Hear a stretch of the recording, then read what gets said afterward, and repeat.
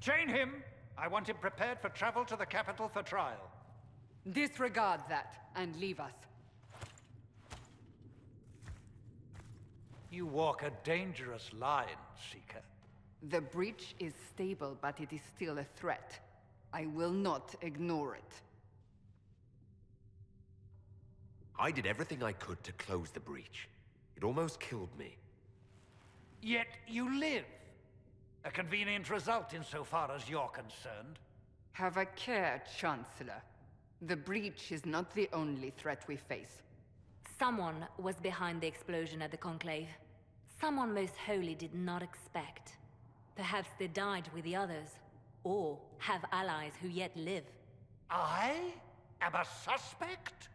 You, and many others. But not the prisoner. I heard the voices in the temple. The Divine called to him for help. So his survival, that thing on his hand, all a coincidence? Providence. The Maker sent him to us in our darkest hour.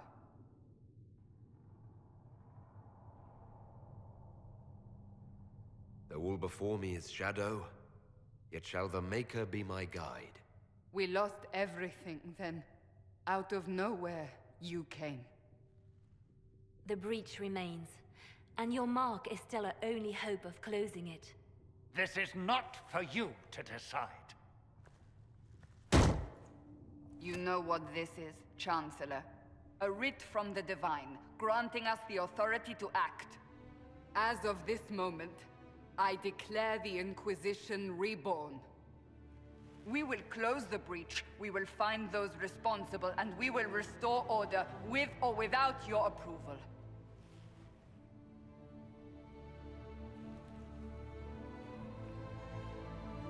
This is the Divine's directive. Rebuild the Inquisition of old. Find those who will stand against the chaos. We aren't ready. We have no leader, no numbers. And now, no Chantry support. But we have no choice. We must act now, with you at our side. What is the Inquisition of old, exactly? It preceded the Chantry. People who banded together to restore order in a world gone mad. After, they laid down their banner and formed the Templar Order, but the Templars have lost their way. We need those who can do what must be done, united under a single banner once more.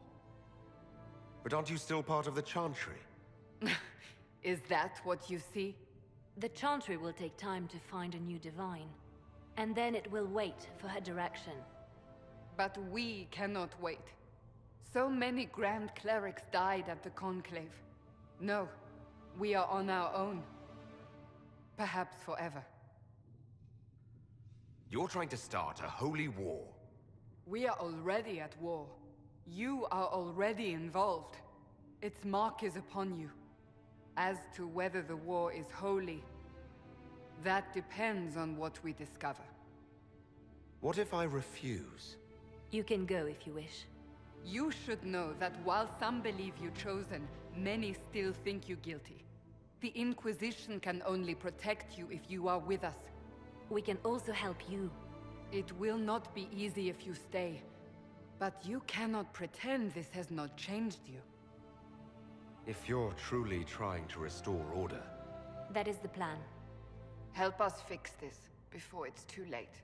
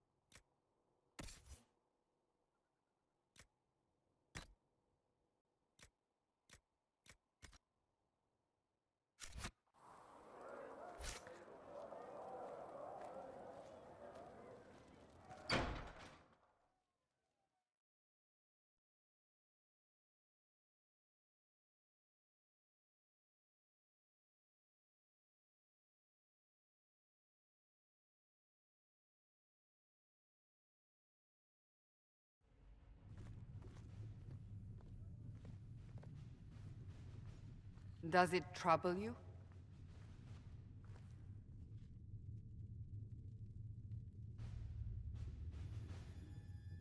If it wasn't enough to close the breach, what use is it? You did everything we asked of you. And it still didn't work. What's important is that your mark is now stable, as is the breach. You've given us time, and Solas believes a second attempt might succeed, provided the mark has more power. The same level of power used to open the breach in the first place. That is not easy to come by. Couldn't that kind of power just make things worse? And people call me a pessimist.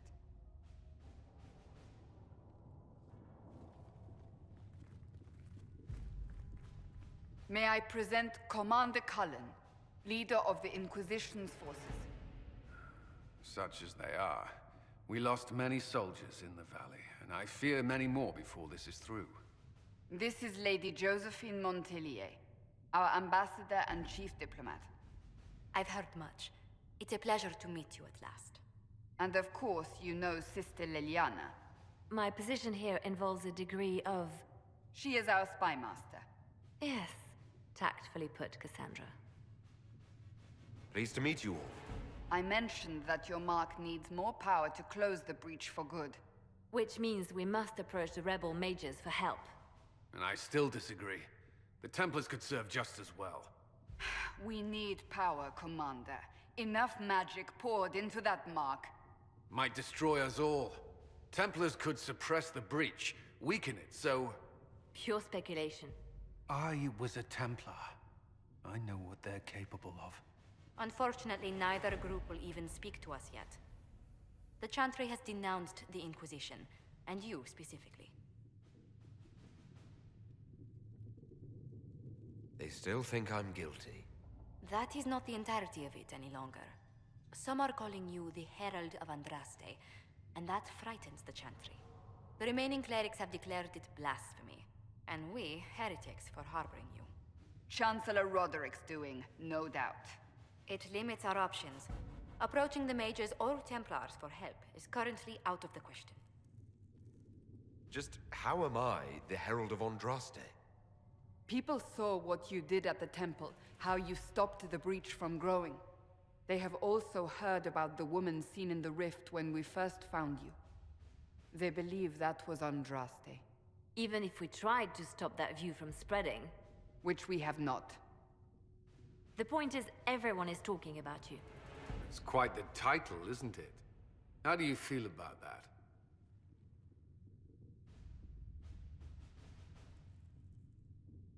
I don't mind it at all. People are desperate for a sign of hope. For some, you're that sign. And to others, a symbol of everything that's gone wrong. Will the Chantry attack us? With what? They have only words at their disposal. And yet, they may bury us with them. There is something you can do. A Chantry cleric by the name of Mother Giselle has asked to speak to you. She is not far, and knows those involved far better than I. Her assistance could be invaluable. I'll see what she has to say. You will find Mother Giselle tending to the wounded in the hinterlands near Redcliffe. Look for other opportunities to expand the Inquisition's influence while you're there. We need agents to extend our reach beyond this valley, and you're better suited than anyone to recruit them. In the meantime, let's think of other options. I won't leave this all to the Herald.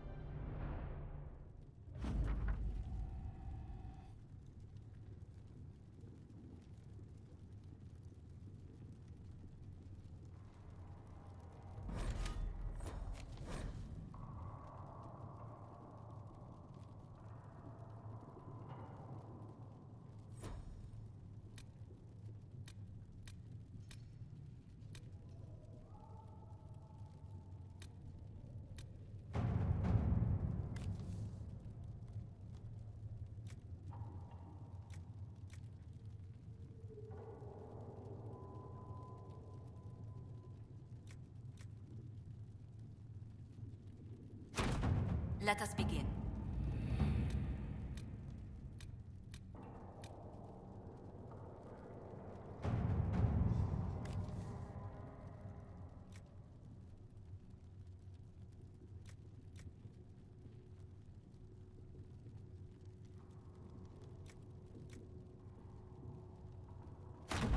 All right.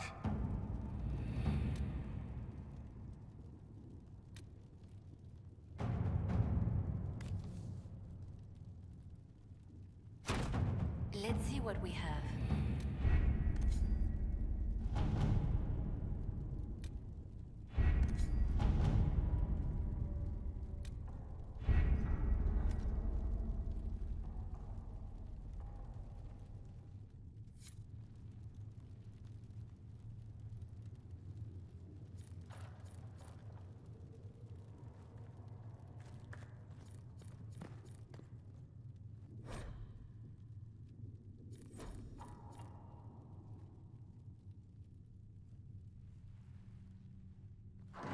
The Inquisition cannot remain, Ambassador, if you can't prove it was founded on Justinia's orders. This is an inopportune time, Marquis. More of the faithful flock here each day. But allow me to introduce you to the brave soul who risked his life to slow the magic of the breach. Sir Trevelyan, may I present the Marquis d'Aurelion, one of Divine Justinia's greatest supporters. And the rightful owner of Haven. House d'Aurelion lent Justinia these lands for pilgrimage. This Inquisition is not a beneficiary of this arrangement. This is the first I've heard of Haven having an owner outside the Chantry. My wife, Lady Machin of Denver, has claimed to Haven by ancient treaty with the monarchs of Ferelden. We were honored to lend its use to Divine Justinia. She was a woman of supreme merit. I will not let an upstart order remain on her holy grounds. People have been injured. You can't just turn them out onto the snow. And who benefits if they stay? Divine Justinia, Marquis. The Inquisition, not the Chantry, is sheltering the pilgrims who mourn her. Why is the Chantry ignoring the faithful? Because it remains in shock.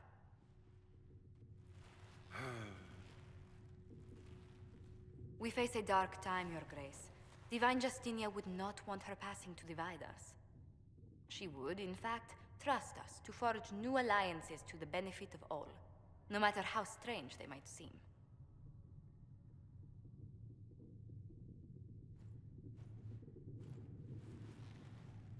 I'll think on it, Lady Montillier. The Inquisition might stay in the meanwhile.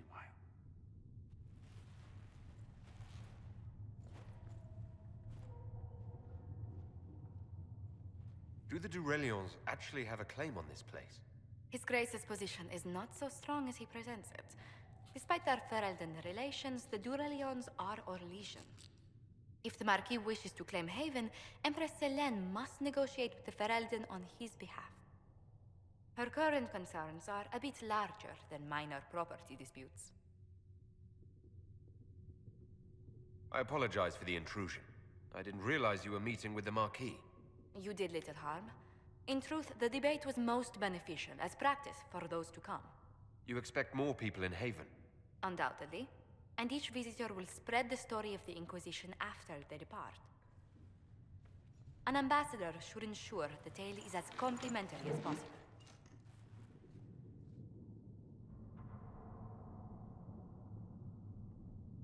What sort of dealings have you had with nobility? For some years, I was the royally appointed court ambassador from Antiva to Orlais. The nobility of Thedas is a rather singular sphere. Those I'm not acquainted with, I know through reputation. May I ask what brought you to work for the Inquisition? Sister Leliana approached me. We've been acquainted for quite some time. For better or worse, being the Inquisition's diplomat has become as interesting as she promised. The Inquisition is lucky to have you as an advocate, Lady Montillier. Thank you. Let us hope so. Thedas's politics have become agitated as of late. I hope to guide us down smoother paths. But please excuse me. I've much work to do before the day is done.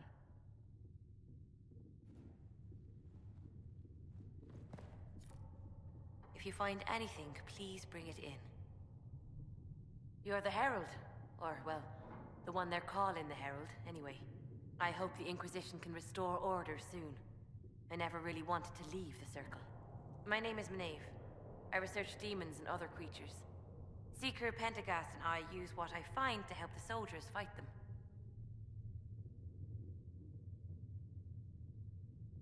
I found something the demons left behind. Can you use it? Yes, that's very helpful. Just leave it there and the Tranquil and I will examine it. You've brought back some fascinating things. We're putting them to good use. You said you were a mage. No, just an apprentice. I was never very good at magic. I've got just enough talent to be a danger to other people. But when the mages rebelled, people like me had nowhere to go. The Templars would have killed us. Luckily, Seeker Pentagast took me in, along with the Tranquil I was protecting. I'm surprised that even an apprentice mage wouldn't join the rebellion. I don't like using magic to fight. I'm not good at it either.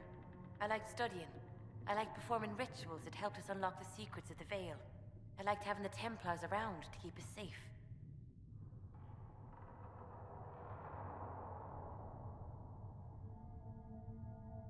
Mages need protection. I wish more of them could see that. I was born into a Dalish clan. I lived there until my magic manifested. The Dalish cannot risk having too many mages in one clan. And I was one more than they could bear. They gave me a pack and sent me into the woods to find my own life. I was 7 years old. I'm so sorry. I stumbled into a village, starving and cold a few weeks later. I started using magic to scare predators away. The villagers saw me make fire in my fist. They were terrified and wanted to kill me. Templars saved me from them. They gave me food and clothes and took me to the Circle. I've seen what life is like without the Templars, and I want no part of it. I just want to study. You said that you were keeping some of the Tranquils safe. Yes. The mages took some of them when my Circle rebelled, but the rest were forgotten. Most Circle mages look down on the Tranquil, or try to pretend they don't exist. They don't have any emotions. They can barely take care of themselves, can't defend themselves at all. It's a shame. I like them better than most people. I'm glad they have someone who cares about them. They deserve better. They're polite, they're rational, and they'll never get angry at you. When they study, they have a focus no normal person could ever match. But the Templars, even some of the mages, mistreated them just because they could. The Tranquil never fought back. If not for that, I don't know. Doesn't really matter now.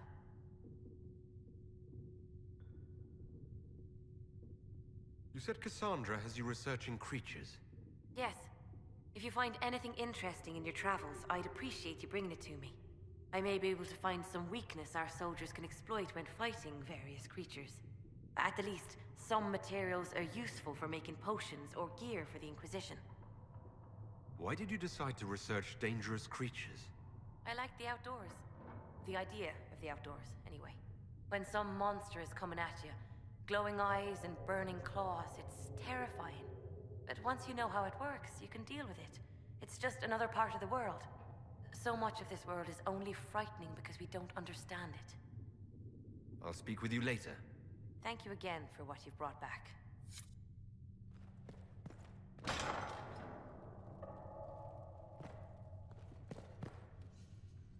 Good day to you.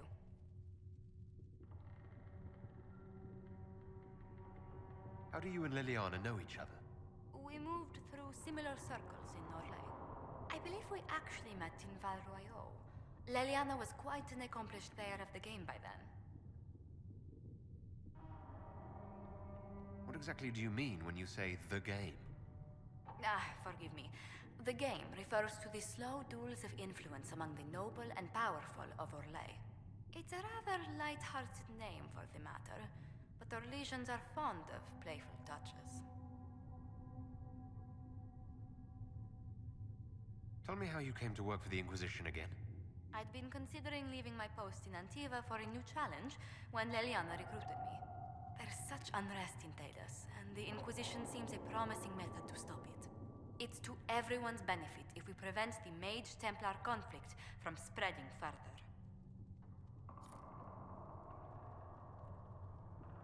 So was it the prospect of stability that drew you here? The full impact of the Mage Rebellion has yet to be felt, and that was before the death of the Divine. The violence must be curbed before we see it turn to full-scale war. I can only imagine the bloodshed if it escalates further. I'm afraid history holds many examples of what will happen if it does. What exactly does your job entail? I meet with ambassadors from various factions and countries, and cement alliances with them. We are a young cause. Diplomacy is essential to our credibility. And you speak for the Inquisition with these nobles? I do. Someone must foster goodwill on our behalf, as well as prevent controversy as news of us spreads. How heavily are our actions scrutinized? Make no mistake. Every noble house, every throne, is waiting to see what the Inquisition does next. Many are willing to pledge support, if offers are made in just the right fashion. I intend to see that they are. What business are the Montiliers in exactly? We began as merchants. My ancestors founded the first trade routes to Rivain.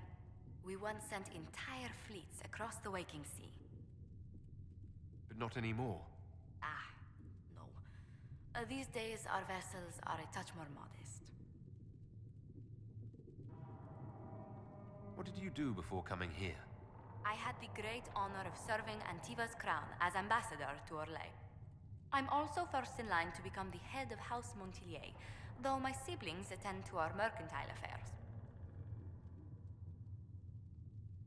How strong are your past loyalties? I would never have given up my position if I did not intend to fully commit to the Inquisition. We cannot fall back on borders. Antiva is as threatened as any country by the rebellions. If anything, the alliances I forged there may help our current cause. Do you think the Inquisition will continue after we seal the breach? If we prove ourselves by healing the breach, people may turn to us for other things. Protection, counsel, justice. The Inquisition offered these once to those in need. Tell me, do you believe I was saved by Andraste at the Temple of Sacred Ashes? I should much like to believe so, Your Worship. The miracles Andraste performed were so long ago, they're difficult to picture. If it were truly her and the Fade who saved you... Well, in any case, many already believe you walk in the Maker's light. That's where our families have met before. Perhaps. Everyone of distinction in the Free Marches attends Lady Trevelyan's summer balls. Great Aunt Lucille always did love a party. I don't recall seeing you at any of them.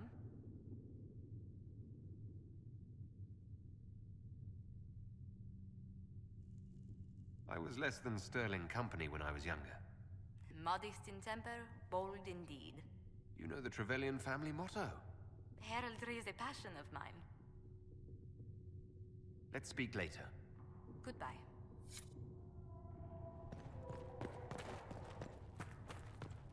Though you had granted them power over the very Fade itself, though they sang hymns of praise unending, though they could do anything, you made for them the Golden City, the center of Too many wounded, and not enough bandages to go around. Start tearing up shirts then. If the Inquisition can afford fancy new uniforms, it can afford bandages. As the gardener watches the earth for the first signs of life. Do you think the mages will be able to seal the breach? I heard some speak of using the Templars instead. Oh. I suppose that would work as well. With Master passionate Harry said that breath without does the more war, he won't be able to darkness get blades for the It is recruits. the whisper Tell in the Master night, Harriet that ore the doesn't grow lie on of trees. sleep. Yes, Mom. I think he knows, Mom. He talked about how we have to dig it up. No, my lord, I don't know where the other nobles are. I suggest you ask Ambassador Montilier. Oh, you're him. Thrin, Inquisition Quartermaster. I'm doing what I can to supply this mess. If you find what I need to fill one of my requisitions, I'd appreciate you bringing it in.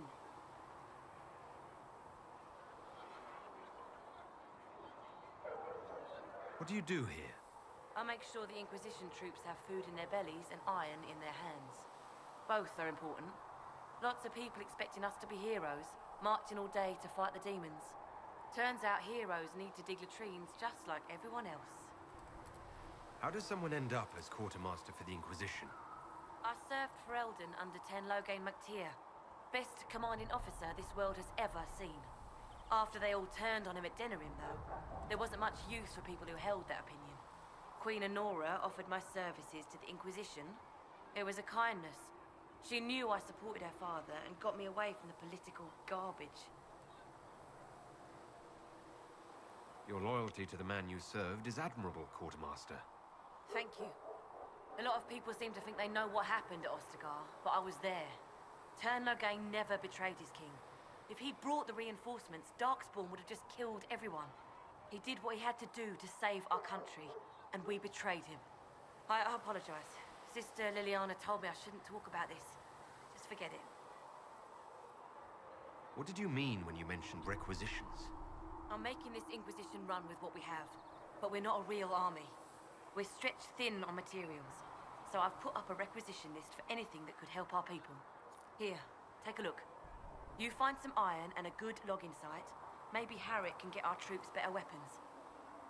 If I have material for a special order, do I bring it to you? Just take it over there. One of my boys will take the materials or jot down what you found. Farewell. Make her go with you.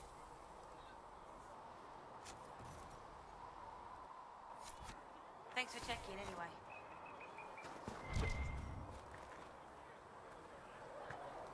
Blessed are the peacekeepers, the champions of the just. Blessed are the righteous, the lights in the shadow. In their blood, the Maker's will is written. Is that what you want from us? Blood. To die so that your will is done? Is death your only blessing? You speak for Andraste, no? What does the Maker's prophet have to say about all of this? What's his game?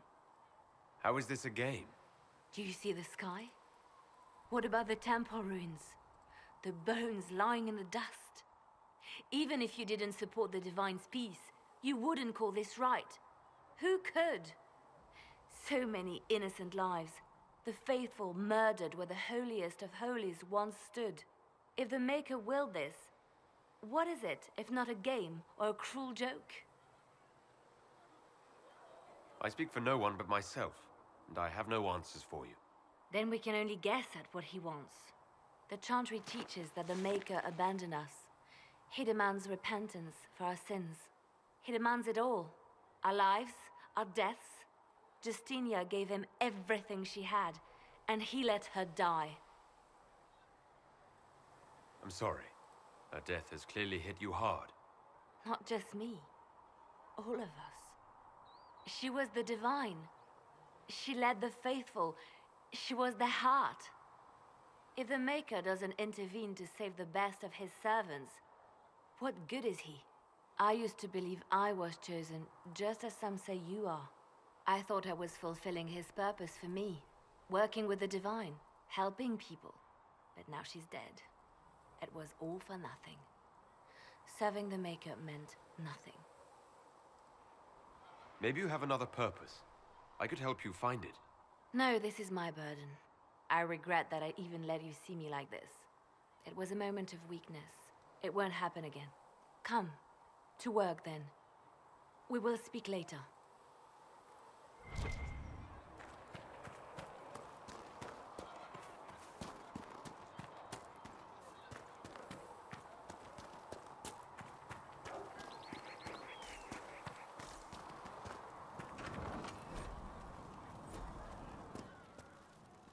Thank you for hurrying with the potions.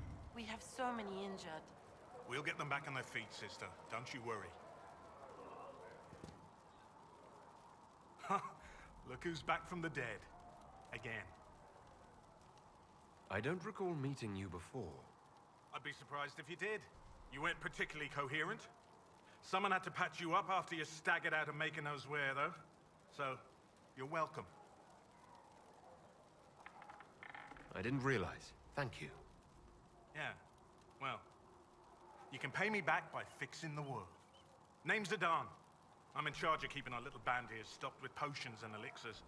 Not that Seeker Pentagast seems to care whether we've got the supplies to actually do that. For a healer, you don't seem particularly nurturing. I'm not a healer. I'm an alchemist who's forced to play Mother Hen. You want something to burst into flame on contact with the air? Done. Gladly. Patching up wounded soldiers is a waste of my time and talents. But there are few around who can help. How are your people holding up? There's no shortage of work. That's for damn sure. How do I go about having potions made? Just take a look there and tell me what you'd like. Find a recipe for something better, I can make that too. You're back. And in one piece. Is there anything I can do to help out? We're fine as far as raw labor goes. You've more important things to do than tend to me. I only wish I'd been able to find Master Tajin's notes. Old bastard was working on something special. He died at the Conclave, and his notes weren't here. Been too busy dealing with the wounded to look for them. Farewell.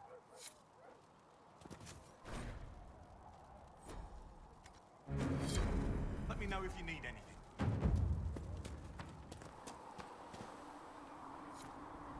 The chosen of Andraste, a blessed hero sent to save us all.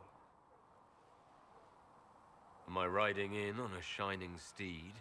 I would have suggested a griffon, but sadly they're extinct. Joke as you will, posturing is necessary. I've journeyed deep into the Fade in ancient ruins and battlefields to see the dreams of lost civilizations. I've watched as hosts of spirits clash to reenact the bloody past in ancient wars, both famous and forgotten. Every great war has its heroes. I'm just curious what kind you'll be. What do you mean, ruins and battlefields? Any building strong enough to withstand the rigors of time has a history. Every battlefield is steeped in death. Both attract spirits. They press against the veil, weakening the barrier between our worlds. When I dream in such places, I go deep into the Fade. I can find memories no other living being has ever seen. You fall asleep in the middle of ancient ruins. Isn't that dangerous? I do set wards. And if you leave food out for the giant spiders, they are usually content to live and let live. I've never heard of anyone going so far into the Fade. That's extraordinary. Thank you. It's not a common field of study for obvious reasons.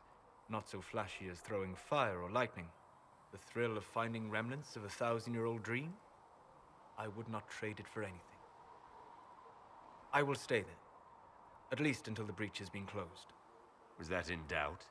I am an apostate surrounded by Chantry forces in the middle of a mage rebellion. Cassandra has been accommodating, but you understand my caution.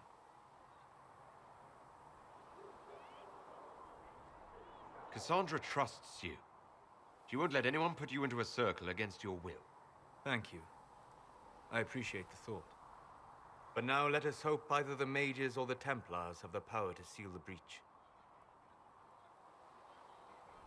Closing the breach is our primary goal.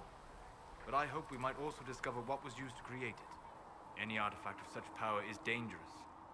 The destruction of the Conclave proves that much. You don't think whatever created the explosion was destroyed in the blast? You survived, did you not? The artifact that created the breach is unlike anything seen in this age. I will not believe it destroyed until I see the shattered fragments with my own eyes. We would do well to try to recover whatever created the breach. Liliana's people have scoured the area near the blast and found nothing. Whatever the artifact was, it is no longer there. In any case, did you need me for anything? What do you know about the Fade? A great deal, from my wanderings. There are few hard facts, but I can share what I have learned. I'd like to know more about the breach. Simply put, it is a tear in the veil between this world and the Fade, allowing spirits to enter the world physically. Small tears occur naturally when magic weakens the veil, or when spirits cluster at an area that has seen many deaths. But your mark allows you to exert some control over the breach. That means it was created deliberately. I'd like to know more about the veil. Circle mages call it a barrier between this world and the Fade. but according to my studies in ancient elven lore, that is a vast oversimplification. Without it, imagine if spirits entered freely. The Fade was not a place one went, but a state of nature like the wind. It sounds like it would be wonderful. And dangerous.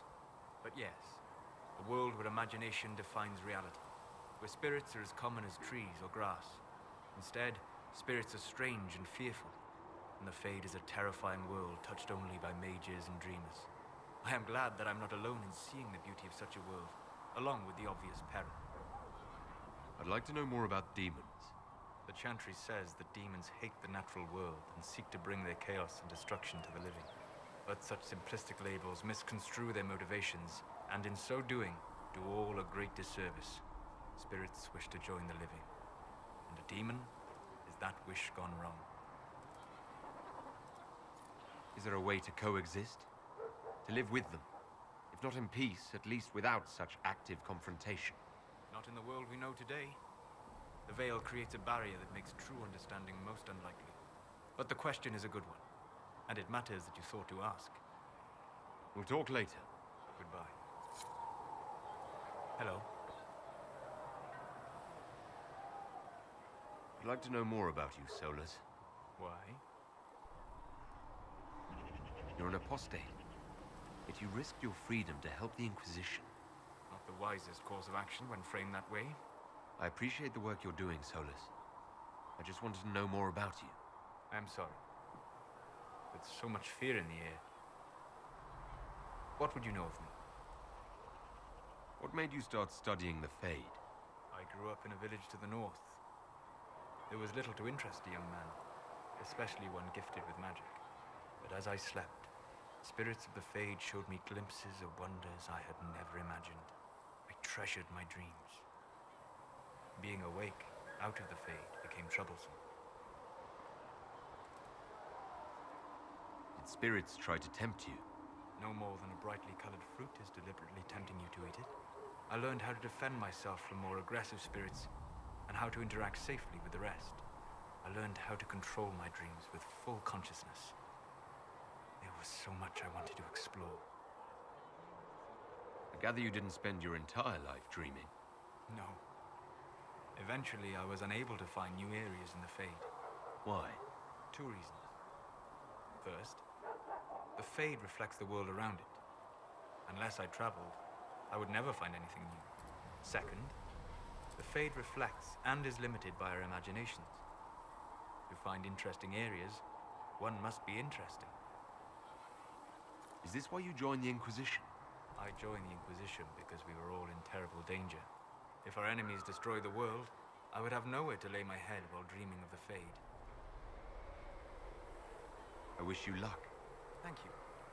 In truth, I've enjoyed experiencing more of life to find more of the Fade. How so? You train to flick a dagger or an arrow to its target. The grace with which you move is a pleasing side benefit. You have chosen a path whose steps you do not dislike because it leads to a destination you enjoy. As have I. You said you traveled to many different places. This world, or its memory, is reflected in the Fade. Dream in ancient ruins, and you may see a city lost to history. Some of my fondest memories were found in crumbling cities, long picked dry by treasure seekers, the best of the battlefields. Spirits press so tightly on the veil that you can slip across with but a thought. Any place in particular? I dreamt at Ostagar. I witnessed the brutality of the Darkspawn and the valor of the Ferelden warriors. I saw Alistair and the hero Ferelden light the signal fire, and Logain's infamous betrayal of Kaelin's forces. I've heard the stories. It would be interesting to hear what it was really like. That's just it. In the Fade, I see reflections created by spirits who react to the emotions of the warriors. One moment, I see heroic wardens lighting the fire, and a power-mad villain sneering as he lets King Kaelin fall. The next, I see an army overwhelmed and a veteran commander refusing to let more soldiers die in a lost cause. You can't tell which is real. It is the Fade. They are all real. Have you always traveled and studied alone? Not at all. I have built many lasting friendships. Spirits of wisdom, possessed of ancient knowledge, happy to share what they had seen. Spirits of purpose helped me search. Even wisps, curious and playful, would point out treasures I might have missed. I don't know of any spirits by those names. They rarely seek this world. When they do, their natures do not often survive exposure to the people they encounter. Wisdom and purpose are too easily twisted to pride and desire. You're saying that you became friends with Pride and Desire demons? They were not demons for me. Meaning? The Fade reflects the minds of the living. If you expect a spirit of wisdom to be a pride demon, it will adapt. And if your mind is free of corrupting influences, if you understand the nature of the spirit, they can be fast friends. I'm impressed that you could become friends with spirits. Anyone who can dream has the potential. Few ever try. My friends comforted me in grief and shared my joy. Yet, because they exist without form, as we understand it, the Chantry declares that spirits are not truly people. Is Cassandra defined by her cheekbones and not her faith? Varric by his chest hair and not his wit? I hadn't thought about it that way. But I see your point. Thank you. Few are willing to entertain such a notion. We'll talk later. Goodbye.